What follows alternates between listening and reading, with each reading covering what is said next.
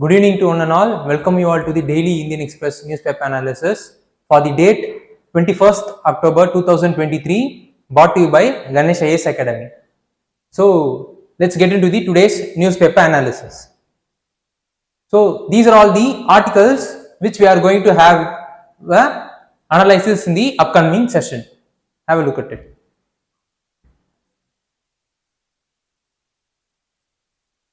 Okay, let's move on to the today's newspaper analysis. Questions in Parliament. See, right now the political tussle between the two political parties is taking place. Why? What is that? Is the MP from the ruling party is saying that the TMC MPs has bought money from other private parties to raise question in the Parliament. This is what the charge has been made by the ruling party's MP, and the ethics committee is going to question him, and the ethics committee is going to question him in the upcoming days. So this is what the tussle is about, and the CEO of the private industry has become an approver of the case. What he has said is that the TMC MP on whom the charges has been made has said that she has given her ID as well as password to the private organization to raise the question with respect to raise the question in the Parliament through the portal manually on her behalf. So this is what the charge has been made by the private organization as well as the ruling party MP. This is what the political scenario of the news is. But let's have a look into the other aspect of the news, which is very important for the civil service examination. See, since the news is related to raising questions in the Parliament and applying the questions in the web portal of the MPs, so these are all the things being involved in the controversy. Okay, let's look into each of them one by one. First and foremost, when and how an MP can ask a question in a Parliament. See, the first hour of the Lok Sabha has been allocated for question hours, so that the MPs could raise a question to the executives or the private members, so that they could able to obtain the required government informations or the data which will be very useful for the awareness as well as empowerment of the whole common people. And then secondly, the questions in the Parliament will ensure that the executives will be under the control of the legislature, so that the executives accountability in terms of Lok Sabha will be ensured through this kind of questions. So such kind of importance the question hours is having in the parliamentary democracy. And the rules of procedure and the conduct of business of the Lok Sabha, similarly the directions by the Speaker of the Lok Sabha are governing the questions that has been raised in the Parliament. And to ask a question, the member of the Parliament needed to give a notice to the Secretary General of the Lok Sabha or the Rajya Sabha, and the notice should not be less than 15 days. So this is what the rule of applying a question to the Parliament is about. And how many questions can an MP can an MP ask in a day? An MP can give a 5 notice per day, and if he is giving excess notice, that is more than a 5 notice per day, means the remaining notices, the questions will be carried forward in the subsequent days, whenever the corresponding ministry to whom the question has been asked is available. And the submission of the questions will be, if an MP wanted to raise a question in the Parliament, means he or she could raise the question through 2 means. First is through the members portal. So this is what the charges is. It is the online facility where the member of Parliament could able to raise the question. So this is what the private organization has claimed, that MP has given her a user ID as well as password to those private organization to raise the question in the Parliament on her behalf. And secondly, through printed forms which will be available in the parliamentary office. So it is the manual form as well as the online forms. Digital as well as manual way of raising the questions is available to the member of the parliament, and they could able to use any one of the means according to their convenience. And how the question has been admitted. Not all the question that has been raised through the online or the manual mode will be admitted by the parliament. There are rules which governs the admissibility of the questions. So these are all the rules which governs the admissibility of the question. That is, the question should not contain more than 150 words, and then the question should not be in a defamatory mode, and it should not tarnish the image of the ministers or the other private members to whom the question has been asked. And then question as that raises large policy issues will not be allowed. Why? Because there will not be a time, because the time allocated for a minister or the private member to explain the question is very short. So they will not be in a position to explain the whole government policy within that short period of time. So such kind of question which raises the larger policy issues will not be allowed. And then no question whose matter is pending, that is sub judice questions, will not be allowed. That is the matters that has been pending in any court of law. And then the question that is threatening the unity as well as the integrity of India will also be neglected or rejected during the admissibility process in the parliament. So these are all the rules under the rules of Lok Sabha or Rajya Sabha through which the questions will be admitted or taken up in the parliament. So what are the different types of questions that is available in the parliament is, first question is the starred question. Starred question means it is the ministers or the private members to whom the question has been asked will be saying the required details of the question orally. Secondly, only one questions per day will be allowed, and then supplementary question can be asked. Since it is the oral question, the supplementary question can be asked. But in the case of written reply, like unstarred question, no supplementary question could not be asked. And if, as I said, if the MP wanted to raise the question, means he or she need to give a 15 days prior notice, and any notice below than which is less than the 15 days will not be accepted. And only 20 oral questions per day will be accepted in the parliament, and then supplementary question, as I said, can be asked in the starred question. And in the unstarred, and second type of question is the unstarred question, which is the written reply.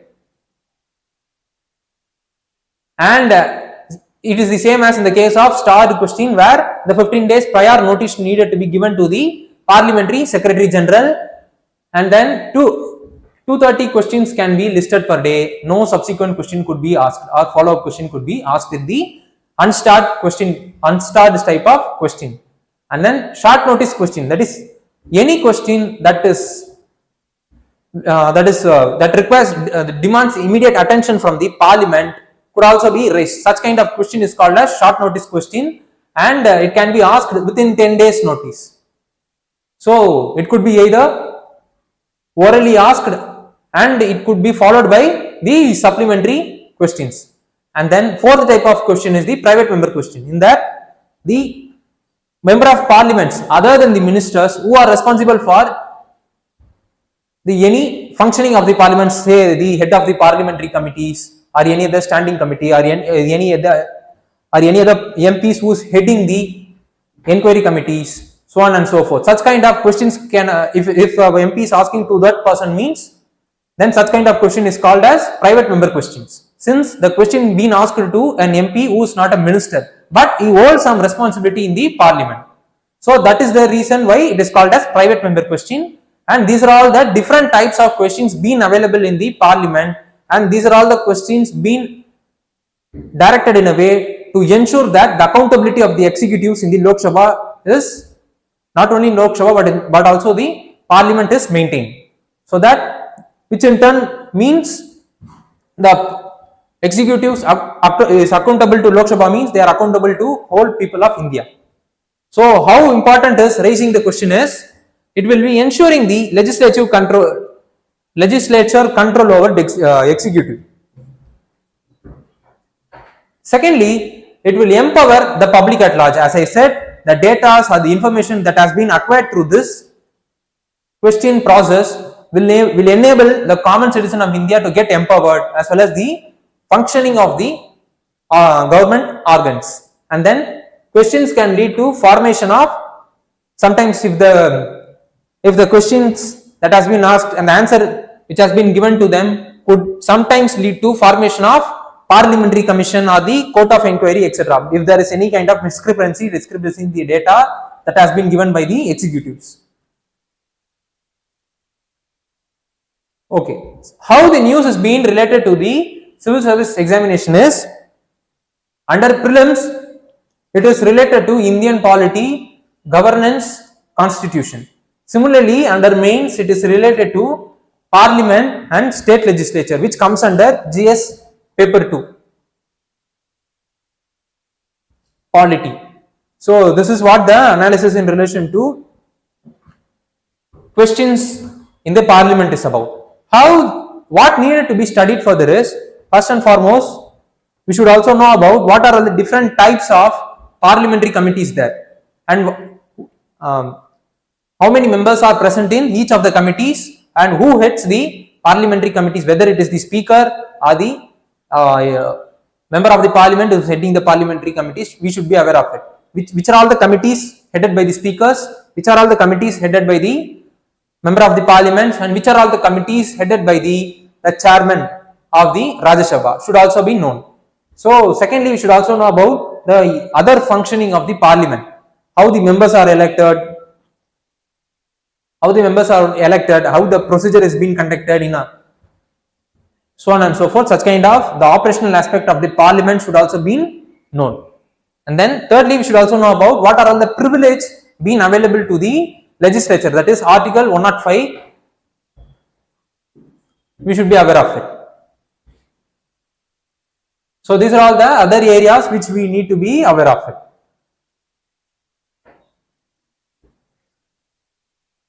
The green finance challenge.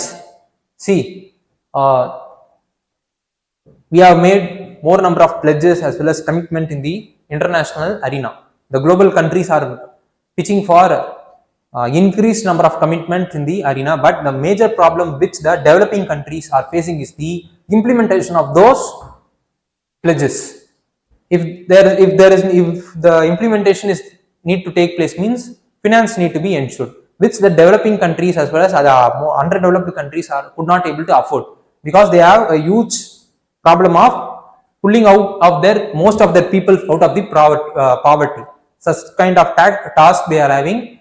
And if they wanted to make enhanced strides in the climate change mitigation activity, means they need finance, which the developed countries are not in a position to provide to the developing countries. So this is what the tussle has been going out, and the article which has came today is related to the mobilization of the private finance along with the public sector finance in climate financing. See, in the recent June month, the Paris Pact has been made in the France, where hundreds of countries as well as other representatives from private organization has participated in it. And what the Paris Pact has said is that no country should choose between fighting for planet and fighting the poverty. Both should go hand in hand. So if both the process should go hand in hand, means then the developing countries and the underdeveloped countries should be given with finance, adequate finance to manage this.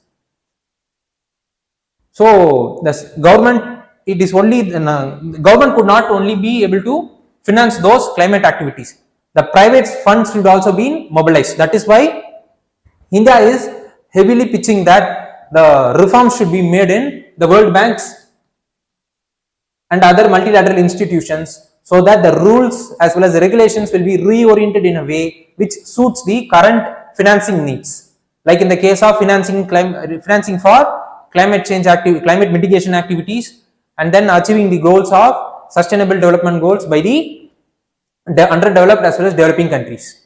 And then what the author has said is that apart from the public investment, the private investment should also be mobilized, which in turn will be enabling all the countries to move towards the climate mitigation activities with greater march. So she has made some suggestions. Let's look into each of them. First, what she has said is that there need to be review of global vertical climate fund, so that we could able to know the kind of fund that has been present across the globe. What percentage of fund that has been present with the public sectors, and what percentage of fund that could be mobilized from the private sector for the climate mitigation activities. Secondly, the review of post 2008 financial regulations need to be made. Why? Because after 2008, because of the recession and the resultant economic slowdown that has happened across global, there was tightening of rules and regulation has taken place, because of which the private investments could not be mobilized. So if there is any kind of tightening of rules, means it will hinder the private people to invest in the particular areas. Such kind of thing only is happening post 2008 scenario, which in the post 2008 financial institutions rules and regulation scenarios need to be again reviewed, revamped, and must be eased, so that it will be enabling us to mobilize the private investment in the climate mitigation activity. Thirdly, the credit rating agency should also be involved in the multilateral banks reforming process. Why? Because if the multilateral banks have reformed themselves and they are in a position to provide loans with the innovative approach to the developing countries, means the credit rating agencies must understand that, must need to understand that this credit which the multilateral banks is going to give for the developing countries is for the overall goodness, and they should be in a position to accommodate those kind of credits being given by the multilateral banks, rather than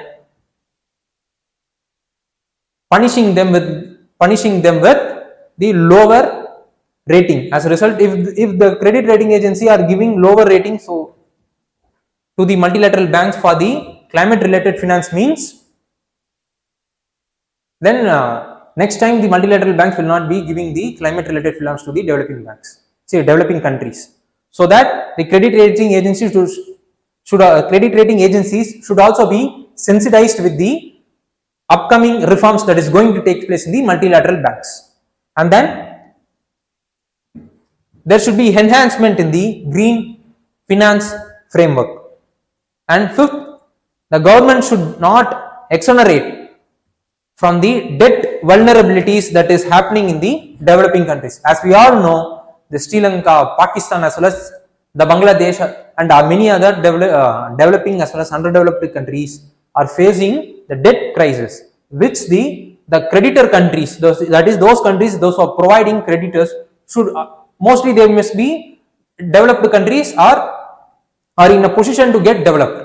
Such kind of countries should take responsibilities to ensure that the developing countries does not fall in the debt trap of those of the credit given by them, so that they could be able to make a positive strides in their march towards the climate mitigation activities. So if the country is facing debt vulnerability, means surely the private investors will be hesitating to invest in the climate mitigation activities that is happening in those countries. So such kind of things should not be happen.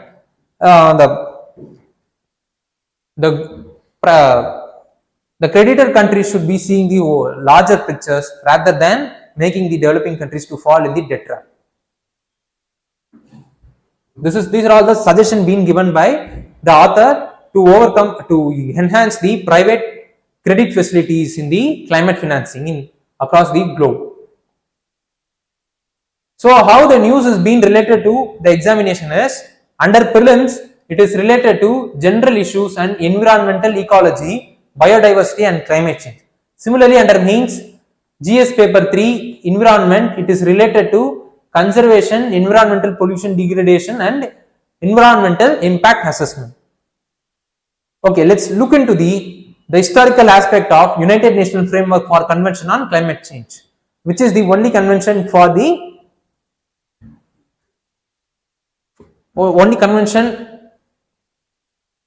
to lead the activities towards the climate related mitigation activities across the globe, and it was introduced in 1992 Earth Summit. And to implement the convention, the Kyoto Protocol has been invented in 1997.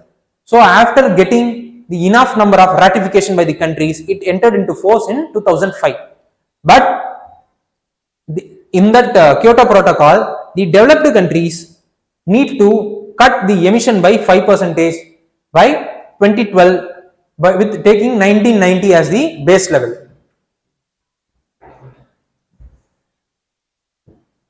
See, the developed countries has higher responsibility in the Kyoto Protocol because of the common but differentiated responsibility principle that has been followed in Kyoto Protocol and then in the United Nations Framework for Convention on Climate Change. In that, the countries has been divided into 3 types. One is Annex 1 countries, Annex 2 countries and then non-Annex countries. In that, the Annex 1 as well as the Annex 2 countries are the developed countries. They must take the responsibilities to invest in the non-Annex country, which is mostly developing as well as underdeveloped countries, to invest in the non-Annex country so that the carbon footprint or the climate related incidents that has been happening in the underdeveloping countries will be reduced, and they could also be able to access the fund for their climate mitigation activities through this division. And the period for the first Kyoto Protocol got ended during 2012, and we must be noting it out that US doesn't sign the Kyoto Protocol, and Canada also withdrew from Kyoto Protocol since 2012. And then during 2012, the Kyoto Protocol, the amendment was made in the protocol because of the changing scenarios and then the other economic impact that has been happening post 2008. There need to be changes in the targets as well as the changes in the countries' economic development, so that the realigning the countries according to their developing activities in the Annex 1, Annex 2 and non-Annex countries should be made. For that, the Doha Amendment was introduced in 2012, but it was flop. Why? Because the Doha Amendment was initially proposed for the period of 8 years, that is 2012 to 2020. But until 2019, it did not get implemented. Why? Because only 120 plus country, a mere of 120 plus country only ratified the Doha Amendment. If the ratification needed to be passed, means nearly 140 plus country needed to ratify those amendments, which has not happened until now. So the Doha Amendment is completely flopped. And this steps led to 2015's Paris deal, which is the historical deal where the global countries committed to keep the global temperature well below the 2 degrees Celsius. And during 2018, if the Paris deal has been made, and if it is need to be implemented, means there need to be certain rules and regulations. Such rule book was formed during 2018 Katowice summit, which took place in Poland, which finalized the rule book. And then in 2021, India made a pledge in the Conference of Parties to reach the net zero carbon emission by 2070, along with 4 other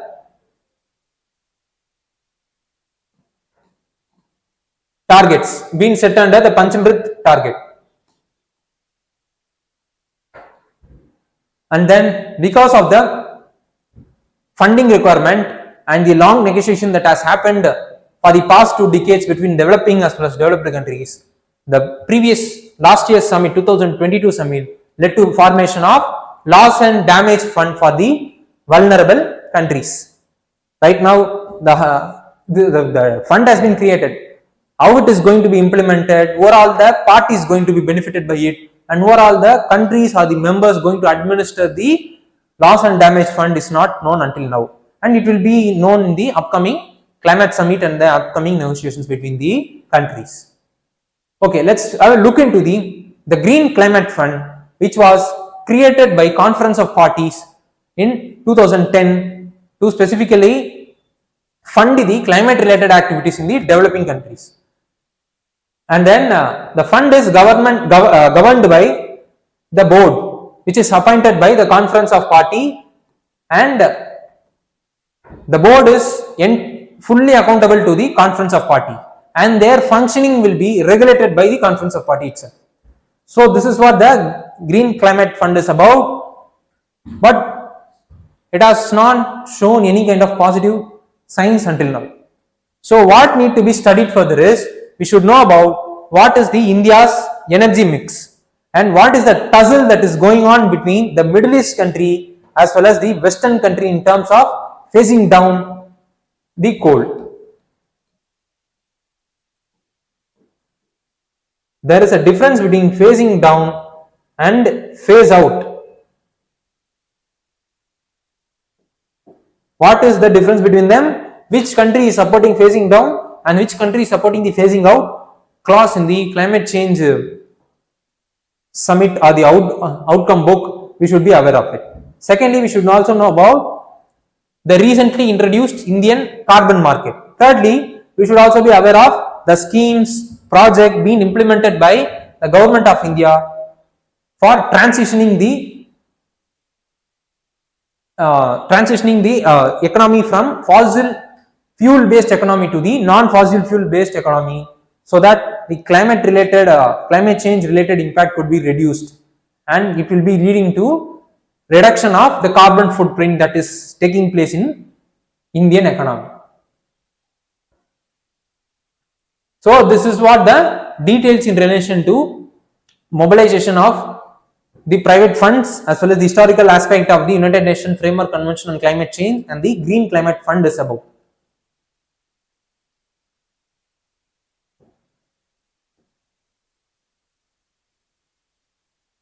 RBI not looking to tighten the norms on unsecured lending by banks. So the news is related to the rising proportion of unsecured loans by the banks. See, after pandemic and then the Russian-Ukraine war, the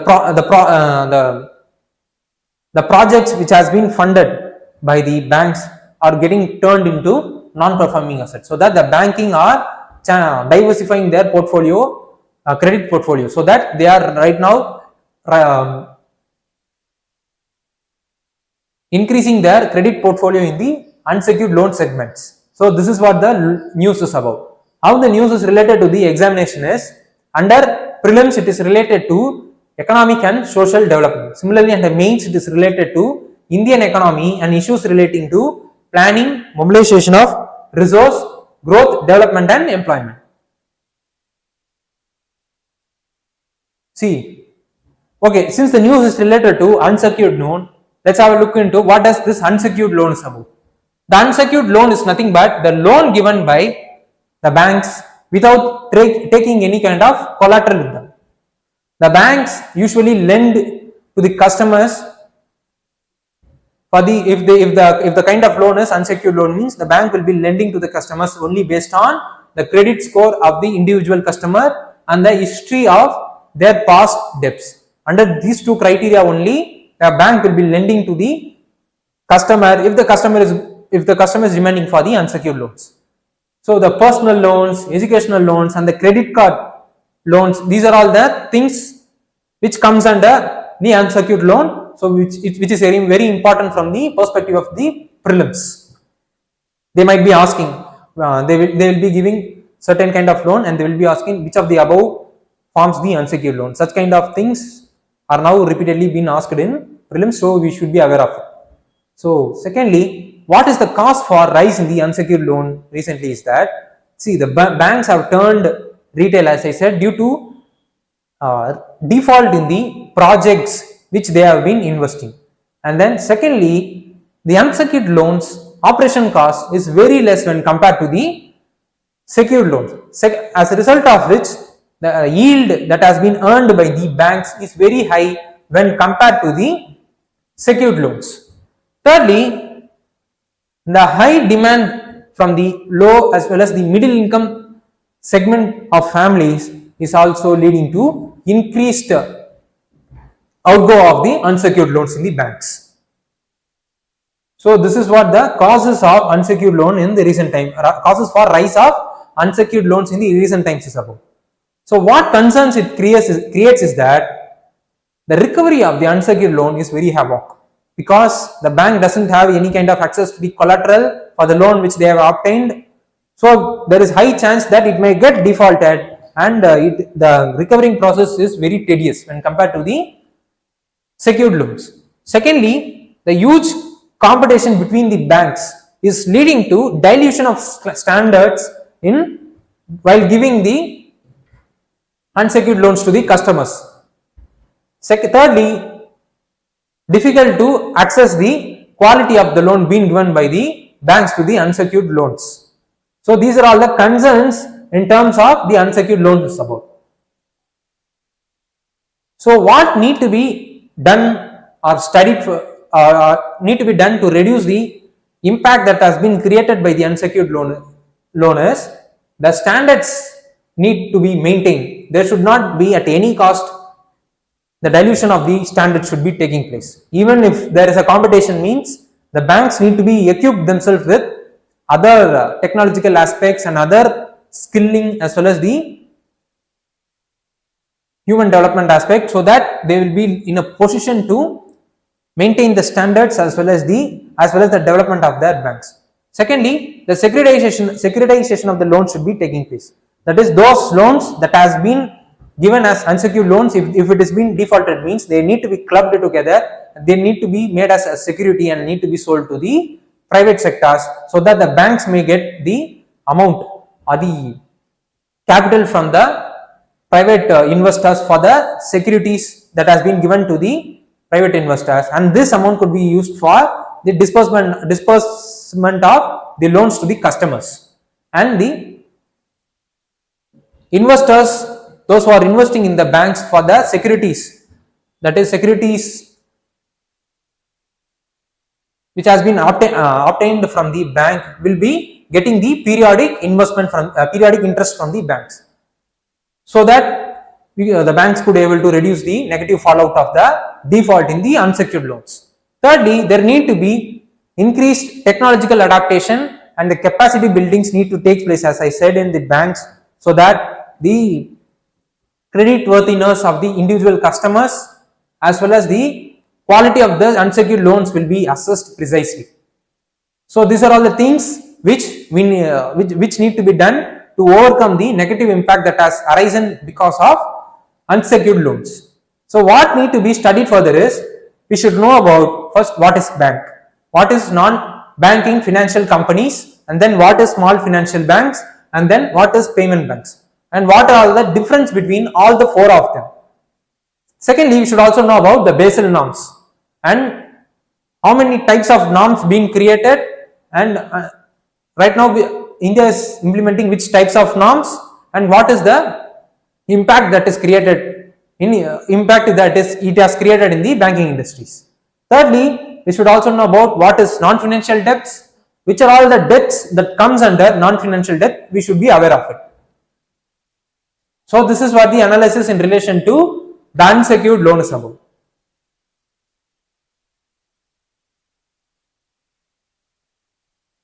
Canadian visas and the many Indian students who apply. See, right now, as we have discussed in the previous sessions, the tussle between the India and Canada has led to diplomatic row. In that chain of event, one of the event, the Canada has downsized its diplomats because of the announcement by the government of India that they will be revoking the diplomatic immunity. And what India said is that the Canadian diplomats are interfering in the internal affairs of the countries. So that is the reason why the government of India has taken such a action, and the fallout of the action led to the Canada downsizing its diplomatic people in the who are present in India. And what they are saying is that, what the experts are saying is that the downsizing may lead to slow down in the processing of India's visa application, the Indian's visa application. See, right now the Canada offers nearly 7 types of visa. First is the visitor's visa. See, as we all know, more number of diasporas are present in Canada's, and their families and friends are present in India's. So there will be frequent visit between the Canadian Indian diaspora and the Indian citizen who are present in India. The frequent visit will be taking place between the both of them. So such kind of visit will comes under visitors visa. Secondly, the study permit visa. As we all know, the Indians those are going to abroad to study in the education institution of the Canada means they need to obtain the study permit visa to do their masters or undergraduate degrees in the Canada. Thirdly, work permit visa. Fourthly, the super visa, and then business visa, transit visa, and then permanent resident visa. So these are all the different types of visa that has been given by the Canada to Indian citizens, and then to the Canadian citizens about also. Sorry, not Canadian citizens, the people those who are living in the Indian citizens, those who are living in the Canada. As of December 2023, nearly 3,19,113 students have been registered in Canada, and then Canada ranks second in terms of our Indians overseas education's destination after US. What is the reason for the huge demand in education in Canada is that first and foremost is the quality of education being given by them is equal to the quality of education being given by US and UK. Secondly, the degrees that has been obtained from Canada is equal to the competitiveness of the degrees that has been obtained from United States and United Kingdom. Thirdly, vocational and diploma courses are also being provided by the Canadian education institutions. And then fourthly, the cost of education in Canada is very less when compared to United States as well as United Kingdom, and the easy to get permanent residentship in the Canada is also acting as the attractive pull factor to make the students to might first initially go to the Canada in the form of study permit, through the study permit, and from the after finishing their graduate they could easily get converted themselves from the permanent resident. And then the China's policies to attract the foreign students. So these are all the factors that made Canada as the second largest overseas education destination for our Indian students. So why Canada's policy has been eased for the India's, China's as well as Philippines and Vietnam students is they wanted to attract those students mostly from the Asian continent. The reason is we will discuss in the upcoming slide.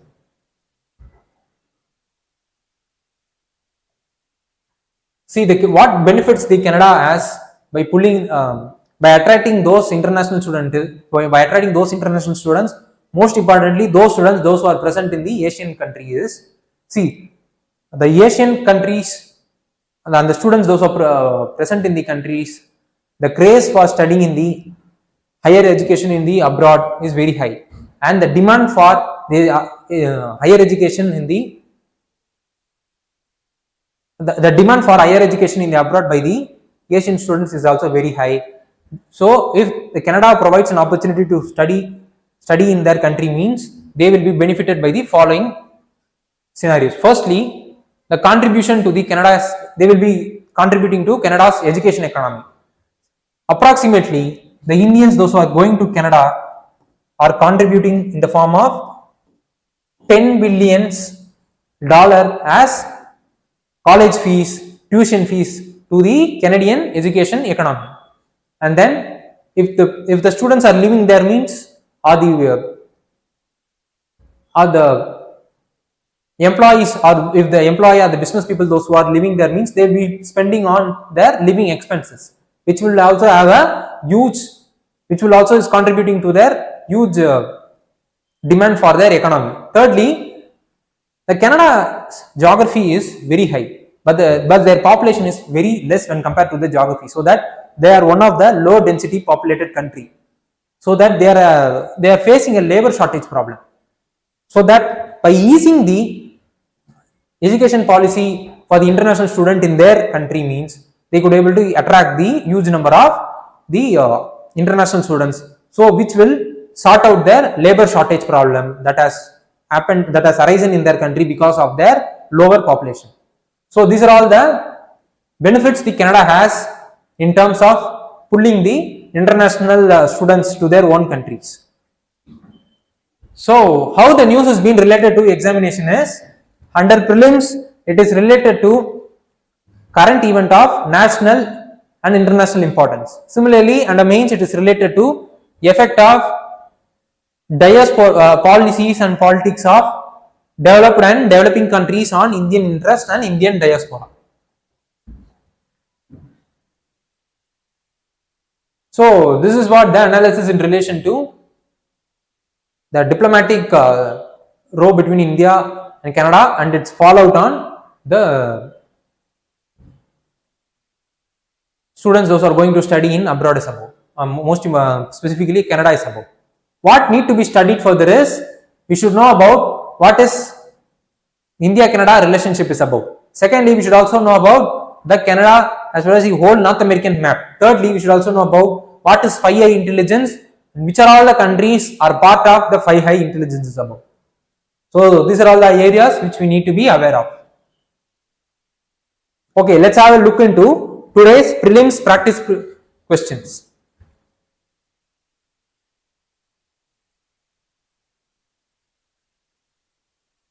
So this is the today's practice question. I want those students, those who are watching this session online, please do comment the option point for the question which you are seeing right now on the board. Okay, with this we have reached the end of today's session. Thank you.